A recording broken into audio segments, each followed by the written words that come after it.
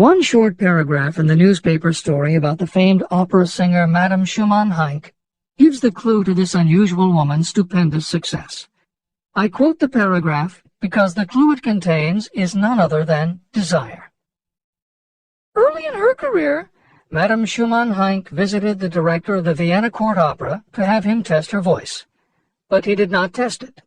After taking one look at the awkward and poorly dressed girl, he exclaimed, none too gently, "With such a face, and with no personality at all, how can you ever expect to succeed in opera? My good child, give up the idea. Buy a sewing machine and go to work. You can never be a singer." Never is a long time. The director of the Vienna Court Opera may have known much about the technique of singing, but he knew little about the power of desire when it assumes the proportion of an obsession. If he had known more of that power, he would not have made the mistake of condemning genius without giving it an opportunity.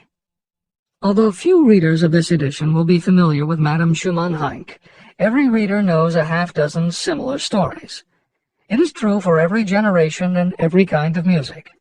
At some time, even the biggest stars were failures. At some time, someone told them they weren't good enough. But every one of those times that they failed, their desire was bigger than their failure. That is why you know their stories.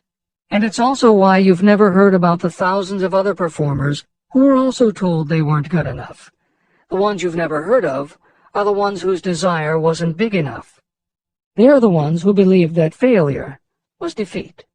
Several years ago, one of my business associates became ill. He became worse as time went on, and finally was taken to the hospital for an operation.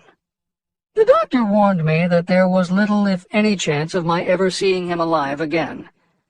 But that was the doctor's opinion. It was not the opinion of the patient. Just before he was wheeled away, he whispered to me, "Do not be disturbed, Chief. I will be out of here in a few days." The attending nurse looked at me with pity, but the patient did come through safely. After it was all over, his physician said, nothing but his own desire to live saved him. He never would have pulled through if he had not refused to accept the possibility of death. By the 1980s, the phenomenon that Napoleon Hill wrote about in the preceding paragraph was embraced by a growing segment of the population. Among the adherents were numerous medical professionals who incorporated the concept under the term the body-mind connection. And by the turn of the 21st century, the belief that the mind can manifest physical changes in the body had become a part of mainstream medical practice. I believe in the power of desire backed by faith in yourself, because I have seen this power lift people from lowly beginnings to places of power and wealth. I have seen it rob the grave of its victims. I have seen it serve as the medium by which people staged a comeback after having been defeated in 100 different ways. And I have seen it provide my own son with a normal, happy, successful life, despite nature's having sent him into the world without ears. Through some strange and powerful principle, nature wraps up in the impulse of strong desire that something that recognizes no such word as impossible, and accepts no such reality as failure.